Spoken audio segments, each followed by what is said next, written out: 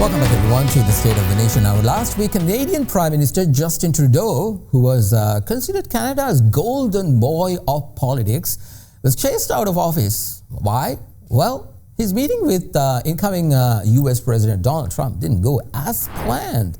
Trump, of course, in the Trumpiest way possible, made fun of Trudeau, calling him to be the governor of the 51st great state of the United States, which is Canada. That didn't go very well with party members of his own party, which openly started to quit major positions.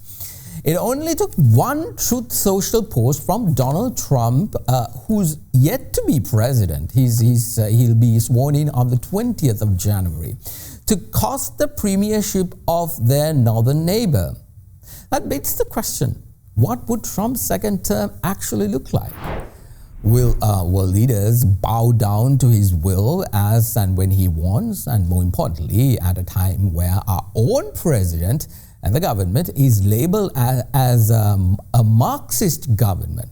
How will this sit with the incoming US president, and how will foreign policy with the United States looks like? Let's bring in Dr. Udara Soysa, lecturer in charge for public international law at the Bandaranayake Center for International Studies. Thank you very much, Doctor, for being here. It only took one meeting with Trump, and even before a decade ends, Trudeau, the golden boy of Canada's premiership, it comes all crashing down. How do you interpret this? Does Trump really have so much of power, as he says, over affairs of the world? I think, Masha, you have to understand the overall of how basically the mentality and the political sociology of how things work in Canada. You see that Canada is relatively extremely liberal, extremely, I would say, totally what is opposed to what considerable amount of Canadians opposed to what Trump ever stood for. So I think ultimately you're looking at the threats of trade war, or having around 25% of taxation for tariffs for the Canadian goods.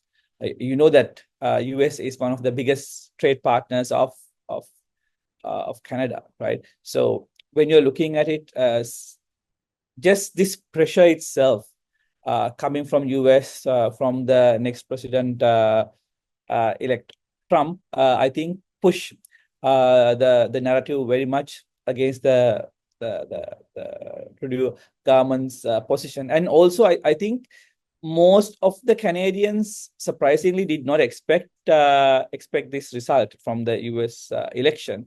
So I would say if Trump was not elected, this would not probably happen. And I think this gives you an answer to the question, the impact or the impactfulness of Trump's second presidency to Canadian politics. It's quite surprising, and also quite not surprising, if you ask me. Indeed. I mean, if you really look at what's happening in Canada, that nation has been going woke way too hard. And if you look at its opposition leader, Pierre Poilievre, he's gaining traction so much.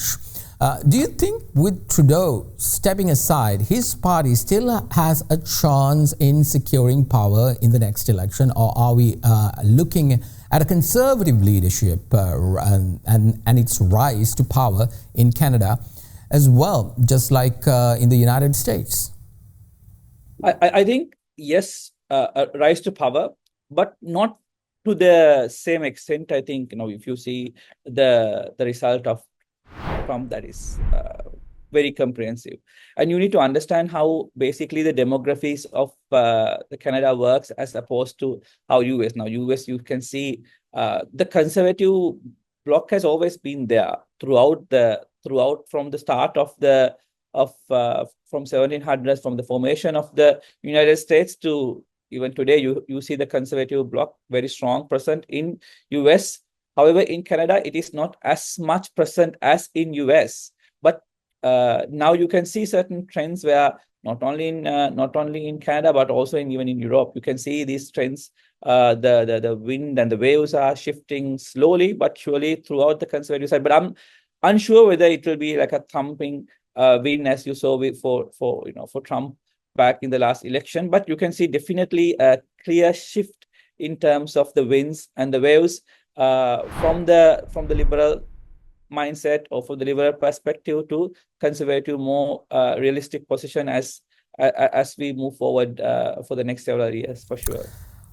Well, it's going to be interesting times indeed. Thank you very much. We'll leave it at that. That was Dr. Udara Soysa, lecturer in charge for public international law at the Bandaranayake Center for International Studies.